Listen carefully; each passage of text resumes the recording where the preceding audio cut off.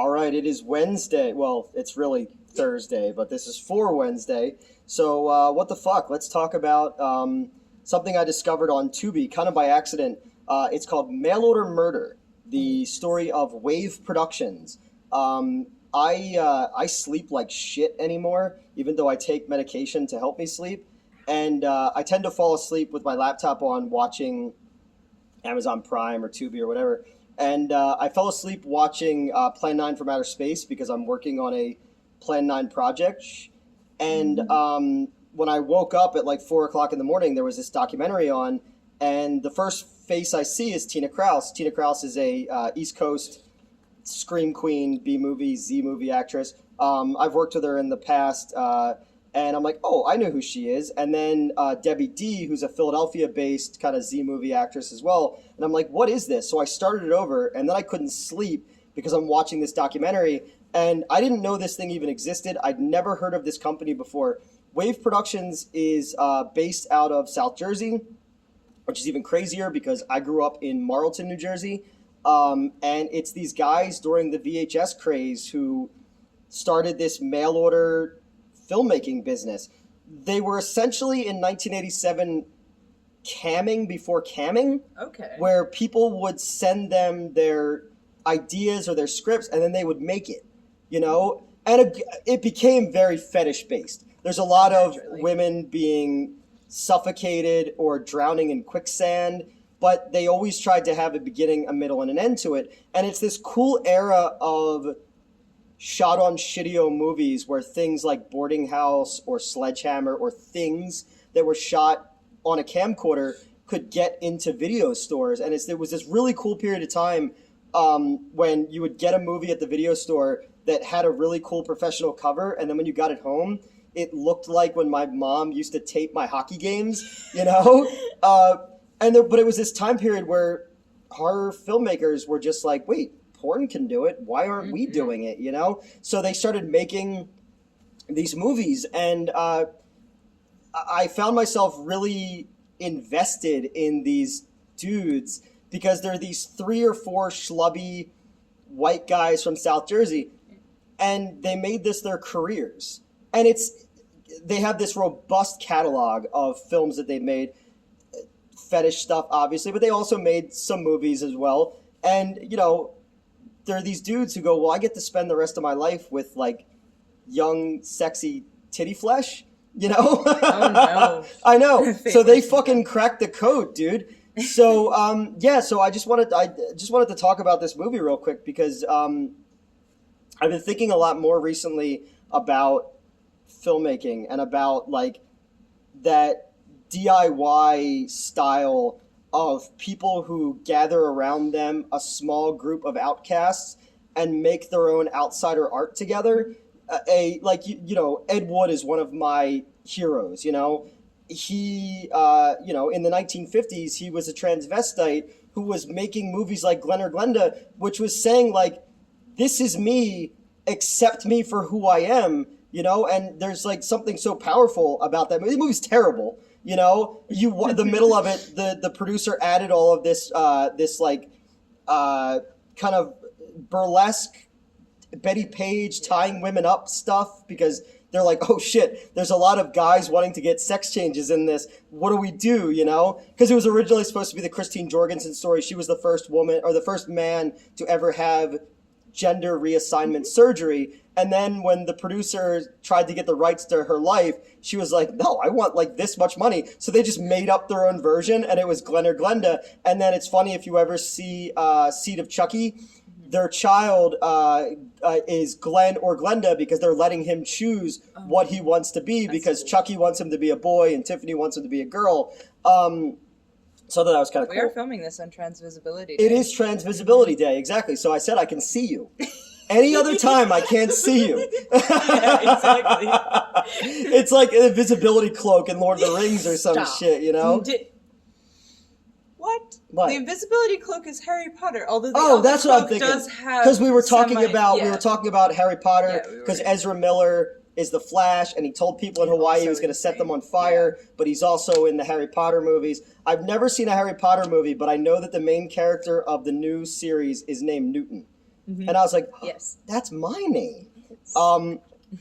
So Ed Wood, we got off on a tangent there. Again, I'm working on an Ed Wood thing, so I've been like going back and reading Nightmare of Ecstasy again, which is like, because again, as I've stated, in 2013, Ed Wood saved my life because I attempted suicide in 2013, and the only reason that I didn't do it was because Showtime was showing Ed Wood, and I sat down to watch it and like compose myself, and then when it was over, I wanted to write something, and that kind of changed the thing, and then I started working at that hotel overnight, and then I started working at the Anthony Wayne, and then in 2015, again, we'll bring it right back around to this. In 2015, I kind of, I reconnected with my muse at the time, and I had this creative explosion, and I just started like grabbing people and putting them together and making all these things, and we just created all this shit in like 2015 to 2019, and now things are bearing fruit. Midnight Show and Florida Man and all this, but you have these people, and I'm not in the same boat as those people, like a Don Doler or a even Fredo and Ray or fucking Ray Dennis Steckler. They were these dudes who made this outsider art, and people watch their movies. Like, people will watch Galaxy Invader or something like that Don Doler made, and they'll laugh at it or whatever, but he died a few years ago, but he's gonna live forever because of that. And like J.J. Abrams, when he was 16 years old, his first ever movie job, you glued your Yes, I glued my glasses to my face. It's Mets fine. Mets glued their glasses to their face. If you watch the Morbius review, you will see why. So go watch that, and this is the second part. Yeah, we're building this internal continuity. We have a more consistent shared universe than Morbius, though. Oh my God! Stop.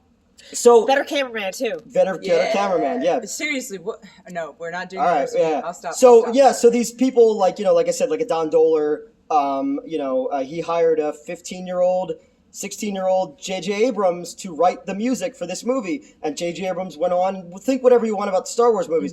He's a Hollywood player, and we'll always owe that guy. And, so just seeing people like that and their passion have always been the people who've inspired me to want to make things. And watching this documentary, like when it was over, I watched it again the next day, and what they're making, they're shooting on video. It's very simplistic. It's very lowbrow. Like at one point, there's a fucking, there's a naked girl is being eaten by another girl, but she's shrunk down by a mini super soaker that's clearly painted silver. Oh my God! But there's tons of boobs in it and pubic hair and all that's a fetish stuff. Thing. Yeah, it's a fetish thing, 100%. I've never cammed, so I can't tell you. Right. You have more. Both have more experience than me. I've never done vor content, but What's vor? What he just described, sorry. someone getting shrunk down and being. Well, okay, you can. No, I'm not going to go into the specifics of vor. I got to stop derailing you. But yes, vor. Okay. Eating people usually, or being killed in quicksand and all this stuff. So these guys made their own little outsider art, and they've made it their life. They've been doing it for 30-something years. It's inspiring to someone like me who, I was raised in South Jersey, and I've wanted to make movies my entire life. In the Batman video, I talk about that was the inspiration.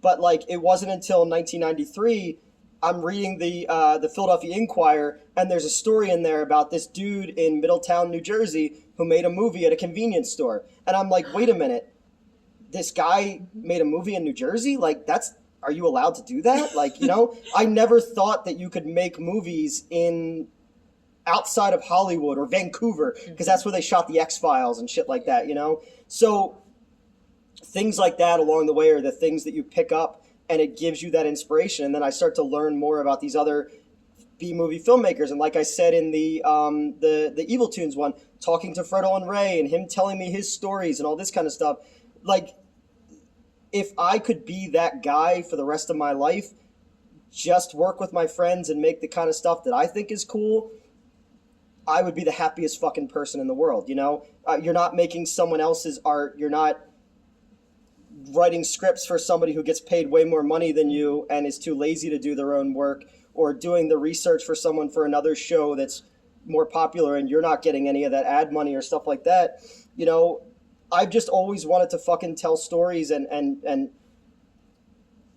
because like you watch these people and you go, yeah, you make fun of whoever's movie, but like I went, oh, that's awesome. Like I want that. And there's other people like me out there. Like the more you go out there and you look, people have the same kind of reverence that I have for shitty movies, you know?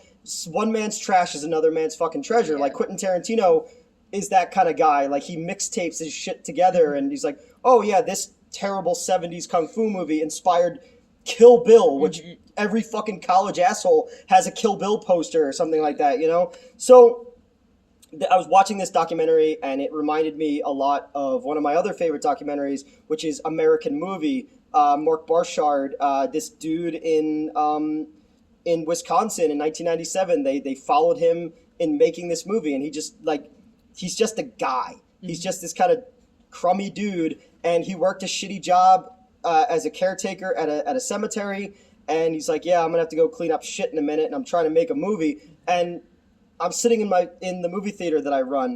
You know how many times I've cleaned shit off the floor or throw up or gotten punched by customers or gotten called horrible fucking names by customers, and it's you've had to clean up blood. Oh, even. Blood and all kinds of stuff, you know? Well, because I wouldn't let you guys do it. Yeah. Because I couldn't pay you enough, so I would have to do it. I remember because I was like, oh, I got it. And you're like, what? No, you don't get paid enough to clean up blood. I can't make people clean up things like that, you know? But it's just like, we all have our fucking Mick jobs, you know? And I'm trying to remind myself that, like, you do all this bullshit, so on the weekends you have the cool money to fucking put your friend in a casket and then have you two there to do, or just like shoot on the green screen and Fallon comes out, who's got her own fucking following. Like she's got an insane amount of followers and has done all this cool stuff, but like she believes in me and will come out. And that's the thing about this,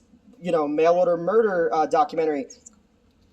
These people are, they're getting paid. An actor and actress will come out for a paying job. But will you keep coming back if you don't believe in the people that you're working with? And I learned over the last year especially that it's like Snoop Dogg said, everybody got their cut, but they ain't chipped in. Yeah. There's a lot of people who, once you don't have anything to offer anymore, they want nothing to do with you. And then you kind of, it's like the colander, what's left in it are people like you guys and like everybody else who's been helping me with getting Schlock and All up and going again, who are just like, no, dude, like we know that there's something in you. I don't think I'm a good writer. I don't think I'm a visionary or anything like that. I literally would just like to spend the rest of my life making monster movies with my friends. And if I can make a little bit of fucking money off of it, that would be the greatest thing in the world. But it's just so cool to see these dudes in this documentary, and I really recommend it because it really goes into the history of VHS in the beginning, and I'm a huge fan of that. And just the passion that these guys have is something that I'm trying to reignite in myself. Like even last week, or this week, yesterday, I was in my therapist's office, and I'm talking to her about film and stuff like that, and she's like, man, like when you talk about these things, your eyes light up, and I forgot what that felt like for so long because you have your old friends calling you names and Reddit calling you names and just getting bombarded. And, I haven't spoken to my father in 2 years, and all of these things that just make me think what my old, someone in my life said. It's like, you're 40 years old, give up. You didn't make it. You're never going to make it. Stan Lee didn't create Spider-Man until he was 40 fucking years old, Samuel L. Jackson didn't get his first leading role until he was in his 50s. He just got an Oscar. He just got honorary. He fucking got an Oscar. Even I don't, because I was kind of, I'm watching every time we have done one of these videos, and that's honestly I'm mostly here to do this part. Yeah. It's cool to see the movies and all, but I'll take or leave the movie, right? But I love watching you get excited like this. I see you light up and like I just said in the Morbius review, I watch your decline, and I feel like I'm watching you come back, and it's awesome. And I think it's inspired me a little bit, honestly. Well, that's the biggest thing is, you're so... When you're working with a company, a corporation, you're so involved in making the deadlines, getting the ad revenue, make it, all that stuff, that you don't have time to talk about things that like fill you up again. And that's why I said, all right, because, I was told you're never going to be a YouTube guy. When I met with old friends, they said, why bother? And that's why I deleted the Ghostbusters video, So mad at you. I know. Yeah. That was very honest. Mm-hmm. And I thought about it for a while, and I said, like, maybe it is time to pack it up. I made Swamp Zombies. I did there's a whole bunch of shit of me on YouTube of good stuff, not the bad stuff people say. Yeah. And I was like, all right, well, I shot my shot. But then I look at my desktop and I have 56 fucking screenplays that I've written over the years, and I would just I sent you both today. Yeah, you texted me earlier today. Yeah, I had I don't want to talk about. We don't want to play that. I won't go into it. But I was cleaning. I'm in the back room at the theater, and I'm cleaning dishes and stuff like that, and I just had a movie idea, and I texted a bunch of friends the movie idea, and 2 people were like, "That's the old Newt that we miss," I sequestered myself last weekend for 2.5 days and wrote 90 pages of a screenplay for these dudes, and I don't like it. It's not good. They already don't like portions of it. But it's something. But it's something. Can work from there. Yeah, and it's, Taika Waititi said, even the worst first draft of a script is still better than no draft of a script. And I've had terrible writer's block since October because I lost my muse, And my ex-girlfriend, Christy, I was talking to her today, and she goes, but you wrote before you ever met her. You were able. So I'm thinking more about how do I light my own fire again. And I think what I've been taking for granted is the people around. Not that I'm taking you guys for granted. Not that I make you stay late and film these fucking videos for me. Thanks. Yeah. I just said that's why I'm here. I know. But, you guys... I'm only here for the gangbang. Well, that's true. We are going to get to the gangbang. I laid the tarp down and everything. But yeah, so, like, it's cool to think... And look, we could look back on this in a year, and it all fucking went tits up, But we had fun. We did. Yeah, I was gonna say, and I have this feeling in my stomach for the first time since the check was written for Sharkula the first time that we're on the precipice of something. And I haven't felt that way before because I have extremely low self-esteem. I have terrible insecurities. The fake it till you make it attitude has drained me over the years, But, like, I do feel like for the first time there are people around me who, like, they actually want me to succeed for me because they know that I'll take care of everybody, I've reached out to fucking, like, ex-girlfriends and people I haven't talked to, and I was like, dude, if we get this thing together, would you come do this? And, like, they're married and have kids now and all this kind of stuff, and they're like, oh, yeah, dude, we'll come shoot your thing.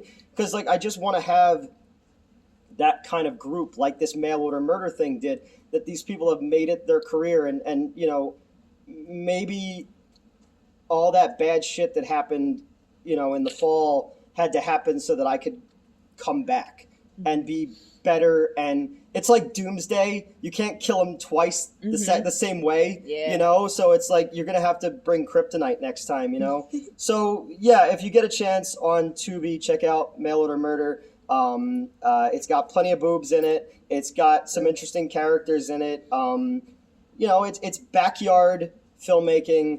It's what Nicolas Cage calls the 8mm backyard feeling, like he had for Mandy and stuff like that. Because I used to run around my fucking backyard as a kid making sci-fi movies and superhero movies with my, my dad's video camera and stuff like that. And the days that we're shooting, especially the last shoot that we had, like I had that feeling again. And there was a different feeling in my stomach. So I want to get back there, and I want Schlock and All Films to become a thing that people are, like, proud to be part of, So, yeah, we got way off topic, but I wanted to kind of throw in there my love for Don Dohler and Ray Dennis Steckler and Fred Olin Ray and Ed Wood and these, these guys from W.A.V.E Productions. Like, go check them out and, yeah, so that's it. See you next Wednesday. If you like, comment, subscribe. Oh yeah, shit, like right. yeah, well, yeah, okay. Like, share, and subscribe, smash the bell, and All the fun stuff. all the fun stuff. Come yeah. us the con. See you next Wednesday. Bye.